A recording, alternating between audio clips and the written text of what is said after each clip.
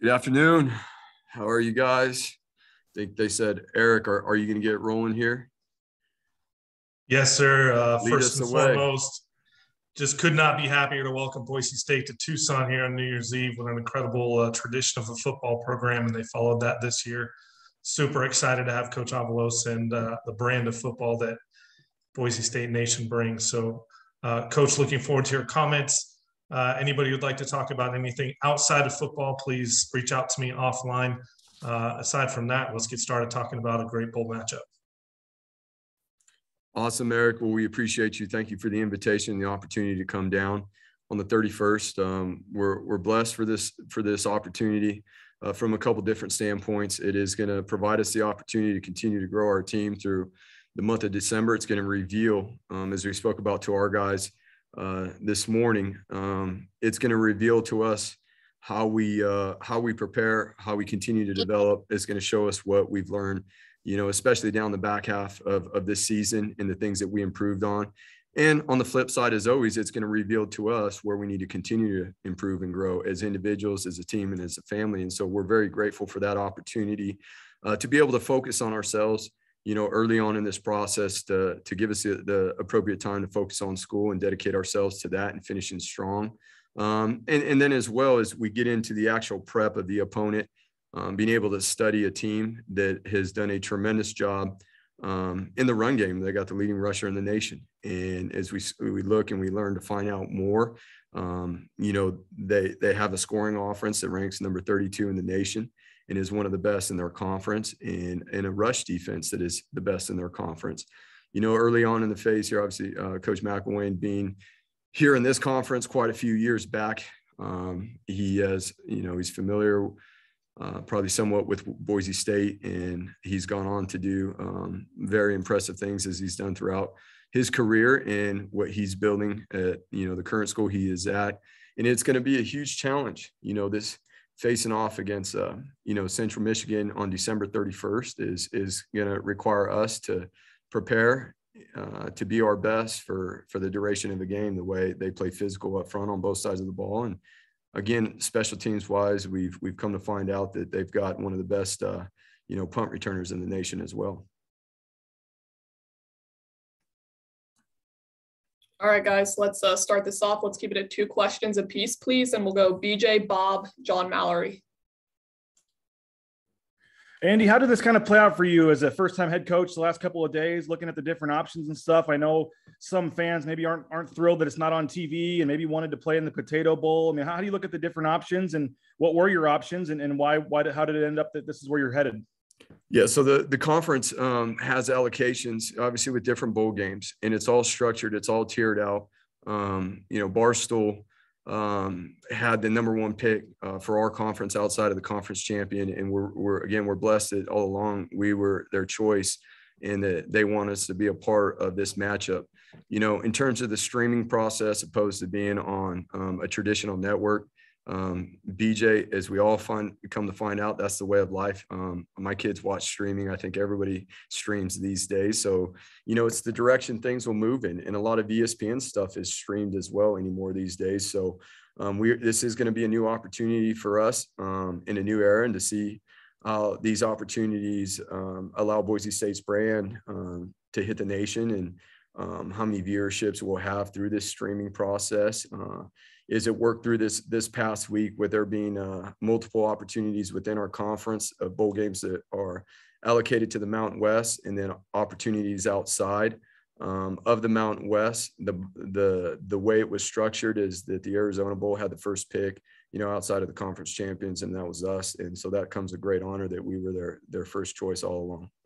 What about the date, obviously, and having to do a post-Christmas bowl? I mean, I assume you'll probably give the guys maybe a chance to go home for a couple of days for Christmas and meet back in Arizona, or not, or what's the plan there? And what was the trade-off, I guess, with maybe, potentially being done before Christmas, if that were an option?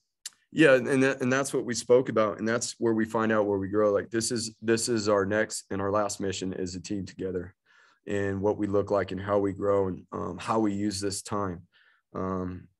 It is a later bowl game, which is a benefit.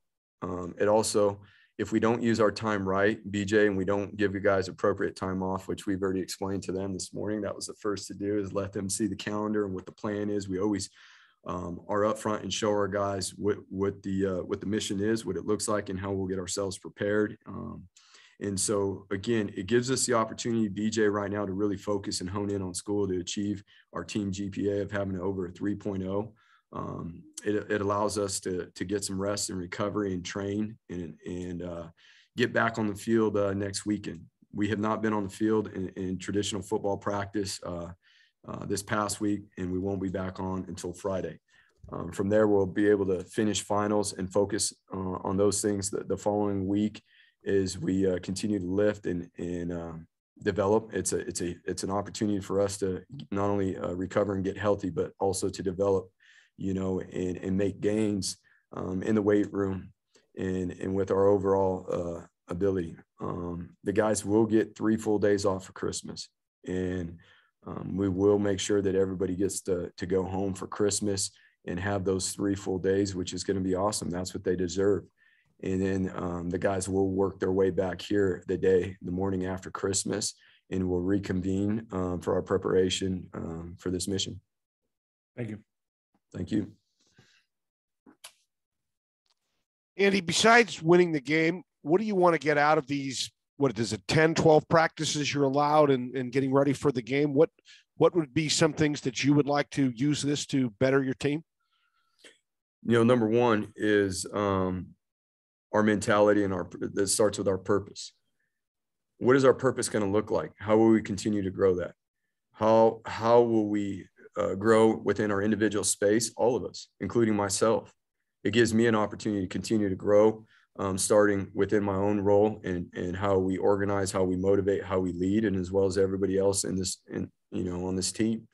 That's first and foremost, on the front end of this bowl preparation is, how do we continue to develop? As I spoke about, it will review the beginning of this bowl game prep will reveal how we've grown down the stretch and the areas we need to continue to grow.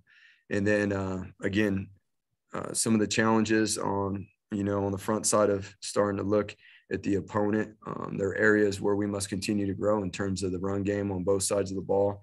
I've seen that they create a lot of TFLs as well, which obviously means that our offensive front is going to, in the run game and pass game, have to continue to grow and be diligent with our preparation and our plan moving forward. And so I think there's really 2 phases to this bowl prep. Number one, it's us and how we continue to grow in our own space as individuals, as a team, and as a family.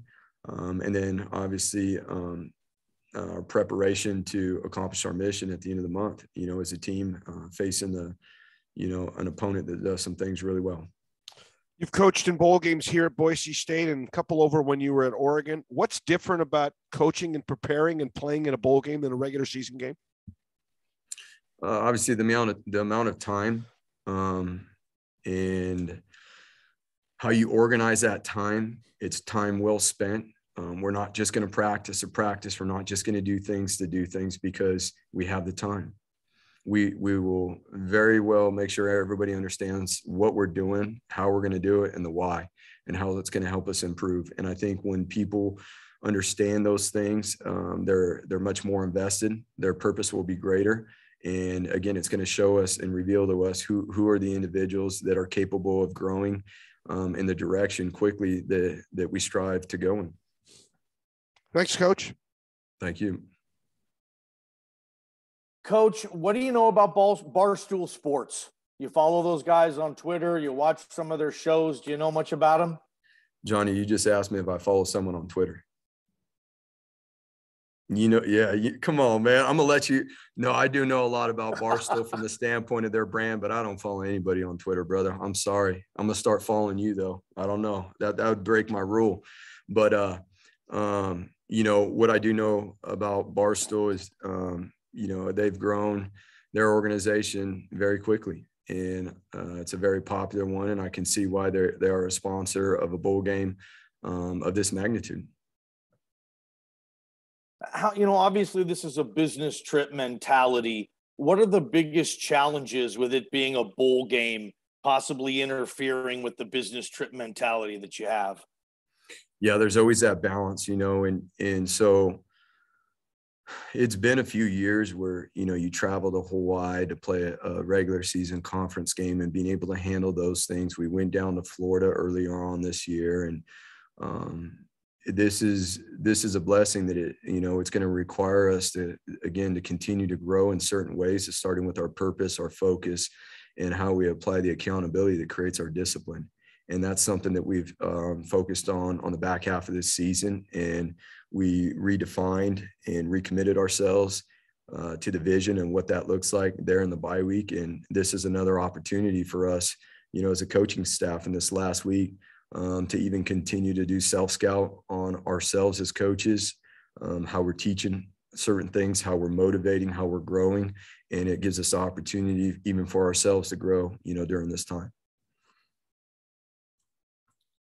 Ron, John Woostro, and then Jay. Hey, Coach. So you mentioned Central Michigan's leading rusher, Lou Nichols. They've got some guys that have put up some pretty impressive numbers in the passing game too, especially given the growth that your defense has shown in the second half of the season. How exciting are you to kind of end the season with a challenge like that? Yeah, so, we wake up this morning and we get the news, and instantly, Ron, you know what it is. Football junkies go on and start looking up, stats and what guys have done and all that stuff. And it's really impressive. It's going to be a huge challenge. It's going to be a huge challenge for our defensive front. As you spoke about, we've made huge strides. But again, as we spoke, it's going to reveal where we're at, how we prepare, and how we get ourselves ready to handle this challenge on defense, and really not only on defense, but on offense too, because you look at what they've done and the disruption they created with their defensive front. It's going to require us, if we're going to be successful, to continue the growth and even find more areas to grow as individuals and as collectively on each side of the ball in our fronts. And you've kind of touched on this, but here in the next month, this will be your last chance to coach some of this senior class. How thankful are you to have one more game with these guys? Well, and that's, Ron, you hit it, and that's what we spoke about this morning. Especially with the later bowl game, is we get this opportunity to be around each other. There's guys on this team that, they're going to enter the real world, and what that looks like, what the new arena for them looks like, whether, some of them may have opportunities to play football again. The bottom line is, Ron, some of these guys may never play football again. And this could be their last opportunity. This is our last opportunity to be around each other. This is the last opportunity for older guys to impact younger guys. This is the last opportunity for us to impact the older guys as they move on and go on to the next chapter. And with that, I think we've learned this season, and this is what we talked about this morning, is to live in grace and to have gratitude for the things that we do have. And to focus on and hang on to the things that we could control. And that's what we could control is growing together in this last month with this opportunity. And again, the guys, we got some really, really great young men on this team. And they're excited to do that. Thanks, Coach. Hey, Andy, for all the guys who were here last year, went through the opt out of the bowl game, how much more do you think they appreciate a bowl trip now? Yeah, there's no doubt. I mean, I think there was a learning experience for a lot of the people that were here and how that unfolded. Again, that goes back to what we just talked about in terms of living in grace and being thankful for our opportunity and the opportunity to, number one, be around each other. You have the opportunity to continue to grow, to help each other, and to go through these, go through Christmas, although each and every individual will be, home. Everybody's going home for those days, but coming back. Not only that, but we've already got some things lined up in our community here where we're going to do some things to take care of some people in our community, and we'll release that and talk more about that as we move forward. But this is a huge part. It's not just about the gifts we get, the opportunity to play in this bowl game, but it's about what we can do to help our community grow, especially as we move into the holidays. For those that are less fortunate, that's a big deal for us. And those are the values that we want to instill in our program. And playing in a bowl game like this and giving us the amount of time, it gives us the opportunity to have that impact. And then just going back to Central Michigan, this is a team that went 4-0 in the month of November. How excited are you guys? I guess, I don't know if excited is the right word, but just to face the challenge of facing a team that's on a hot streak. I went through the lineup, looked at every, what they've done like you said, how they started the year this morning, and saw how they finished the year, and they, like you said, they're on a hot streak, and they're doing the things that it takes to play successful football, which starts up front on both sides of the ball. And they've done some impressive things, in the special teams game. So it's going to be a huge challenge as we dive into this more, John. We'll have more of those details on the exact things that they've done well, but on paper, as we start to look at it, you can see why they've been successful down the stretch. Thanks, Andy. Jay, all you. What up, Andy? What's up, buddy? Hey, Andy, do you expect to have everybody for the bowl game? And I mean, obviously, you got some guys that are, considering the next level, and then even a guy like Hank. I mean, last time we saw him, he had to leave that San Diego State game a little bit early. So, do you expect to have everybody? Well, the thing that playing on the 31st gives us an opportunity for guys to recover and heal up, like we spoke about, and it's been awesome going through 1 week and how the guys' bodies feel and going into the next week. And again, how we plan and use our time is going to be everything. Now, are there certain guys is it's become a little bit more of I wouldn't say a trend, but things that pop up in bowl season with certain guys opting out. I mean, we're not going to duck our head in the sand on that. Again, we talked about there's certain things that are going to reveal themselves here in the upcoming weeks. And that's part of it too. How have we grown? Where do we need to continue to grow? Or, obviously there's going to be guys that may make that decision. Ultimately, we're not focused on those. We're focused on the ones that are here. The guys like, for example, Hank's been banged up. It gives him the opportunity to rest and recover. Like, that's huge. Octavius, it gives Octavius time, to continue to make his way back and go out with a bang. Like, it's awesome for him. And Octavius has had a tremendous year, and not just what you guys see on the field, but how he's grown as a young man and how he stepped up even as a leader in his own way. And so there's so many positives that are going to come from this. But Jay, you know what it is, man. There might be some situations like that pop up. Jack Sears recently, he was one of those situations. How did he kind of inform you that it was time for him to maybe try out something new, and having a little extra time before, you're not going to be necessarily right in the middle of your bowl prep during that early signing day now too. You might be able to balance that out a little bit more. Yeah, it's always a tricky balance. And again, we're going to focus on the guys that are on the team to answer your question. That simply is like, wish him nothing but the best. But as always, we're going to focus on the guys on the team that are here that are going to be a part of this prep. It is always a balance. But you know what? Having grace of having to figure out how to balance it, Jay, because last year we couldn't even do that. We couldn't even go out on the road. We were telemarketing. It was Zoom. It's things like that. So having the grace to be on the road and be able to balance those things and then take it into the last week and finish strong, that makes it a little bit easier there, being that we're not a week out from a game. But ultimately, we've done that a lot. We've, over the course of the years of having to balance certain things out with in terms of the recruiting schedule and games at the end of the year and or postseason games, it's got to be a healthy balance there because recruiting is the lifeblood. That is 100% what is, the men that we will bring into this program for the future. And they got to be the right people. And that takes a lot of work. That takes a lot of work to create the relationships necessary with the families and to finish strong.